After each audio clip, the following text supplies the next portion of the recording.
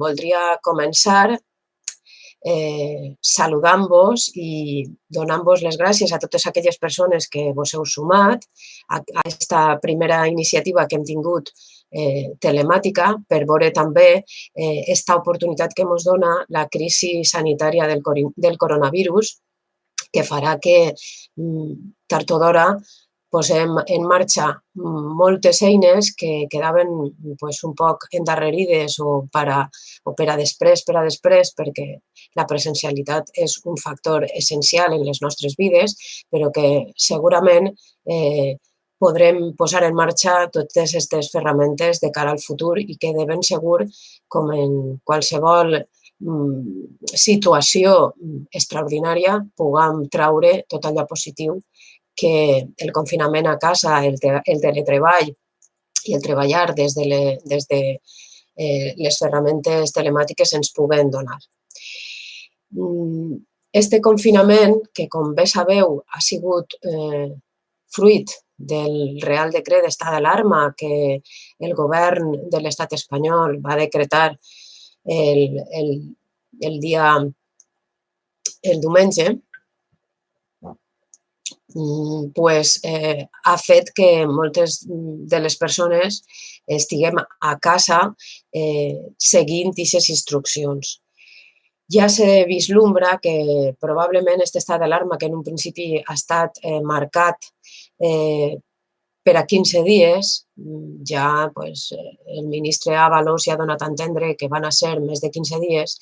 i si també atenem a la curva de persones infectades que estan portant en el compte des de les autoritats sanitàries, la probabilitat de que vagi més enllà de 15 dies cada dia és més elevada. Per tant, una crida, en primer lloc, a la calma, que probablement puguem tindre més de 15 dies de confinament a casa per tal de poder tallar en aquesta epidèmia, aquesta pandèmia del coronavirus, i que és essencial que puguem restringir la nostra circulació tal com marquen les autoritats estatals de sanitat, de transport, de justícia i de defensa, que són els 4 ministeris que estan al capdavant de la gestió d'aquesta crisi, com també bé sabeu que avui hi ha un Consell de Ministres que dictarà algunes mesures per tal de fer mesures de caràcter laboral que puguen abordar aquesta situació extraordinària i que no té precedents, de manera que se pugui abordar de la millor manera possible. Des d'ací, des de la Federació d'Ensenyament de Comissions Obreres del País Valencià, volem també felicitar al professorat que en molt poc de temps s'ha hagut de posar les piles i que han establert, creat, generat aquestes coordinacions per fer efectiva l'atenció no presencial a l'alumnat des de nombroses plataformes i des de diferents ferramentes que faciliten aquesta atenció telemàtica a l'alumnat. Acabem de començar, només portem el segon dia de confinament i probablement, com bé comentava abans, el fet que se pugui allargar més de 15 dies farà que també aquestes mesures podem seguir avançant en poder crear aquests espais virtuals d'ensenyament als nostres alumnes i a les nostres alumnes. Per tant, felicitats personal docent i no docent que esteu posant a disposició de l'alumnat aquest material per a que seguisca la seva educació sense ningú buit i que el curs escolar pugui discórrer d'una altra manera. Nosaltres també volem posar de manifest que des dels nostres serveis jurídics a nivell estatal vam fer un primer estudi del Real Decret d'estat d'alarma publicat el dia 14 de març i teniu quin va ser el nostre comunicat que vam fer també difusió mitjançant totes les xarxes, des dels WhatsApps als Facebook, al Twitter, a qualsevol de les xarxes que hem pogut fer difusió al respecte. En este Real Decret se marcava que la presència, la presencialitat en els centres educatius se suspenia i, per tant, nosaltres enteníem que s'estava marcant que els centres no devien d'estar oberts, que els centres havien de romandre tancats, donat que no havia d'haver ningú tipus d'activitat educativa en els centres. El dia següent, el dia 15 de març, i després d'aquest Real Decret que marca com a autoritats competents en la gestió de l'estat d'alarma els 4 ministeris que abans he comentat, un d'ells, el Ministeri de Sanitat, va publicar una ordre que, com bé també haureu escoltat en les notícies o llegit en les xarxes, el Ministeri de Sanitat té la competència en poder habilitar espais, bé públics, bé privats, per a poder abordar algun tipus de necessitat puntual que se puga generar al respecte. D'aquesta manera, nosaltres pensem que des d'aquests 4 ministeris que gestionen, que és el de Defensa, el d'Interior, el de Transport i el Ministeri de Sanitat, han de posar ordres i instruccions per a que se pugui gestionar de la millor manera. I pel que fa referència als espais per a habilitar,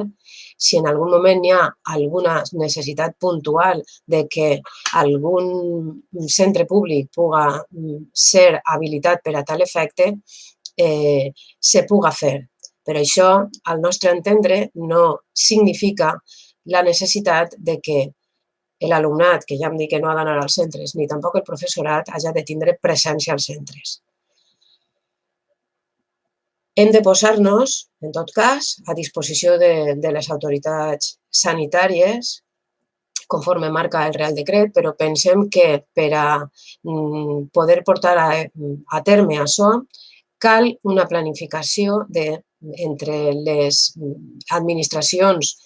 que tenen competència, si Sanitat dicta i els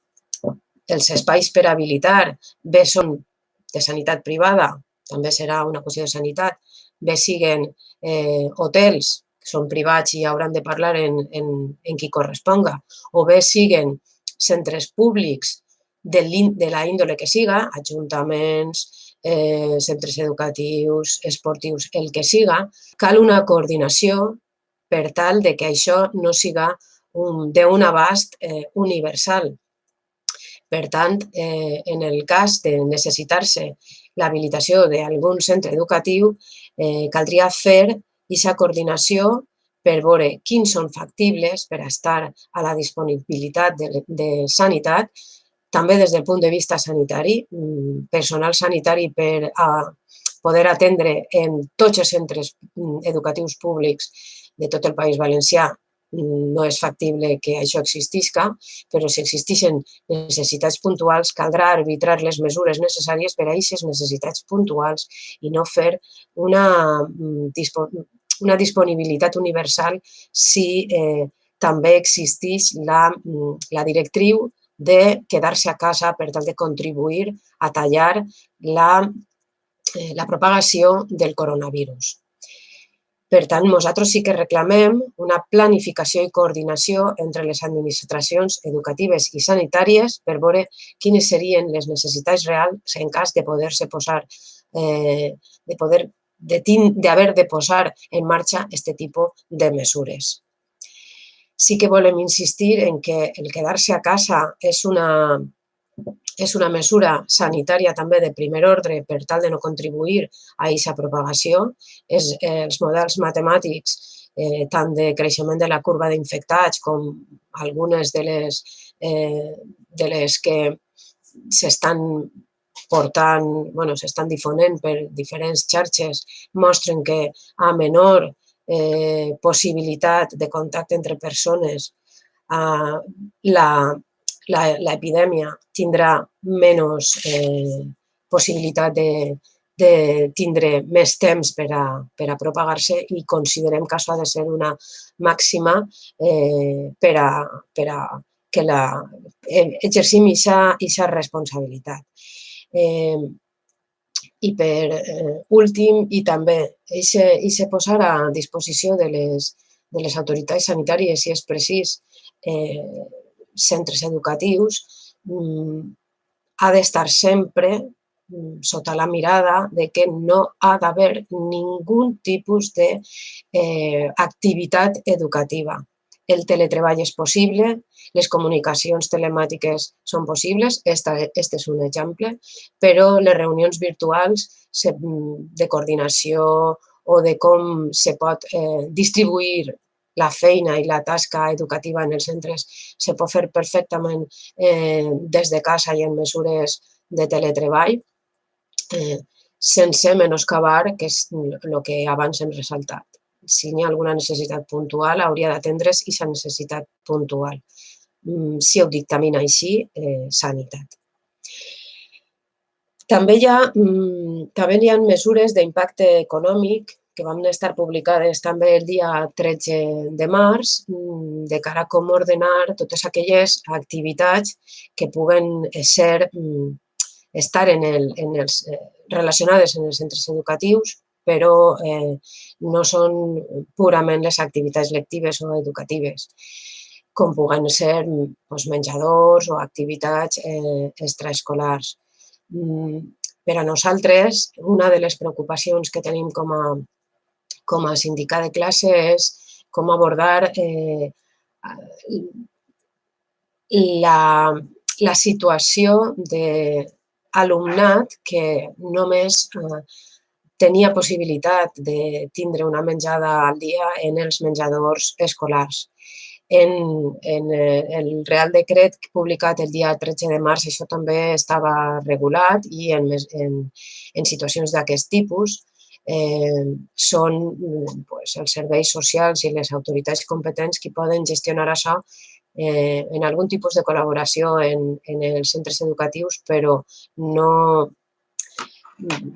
menoscabant que és competència d'altres administracions educatives.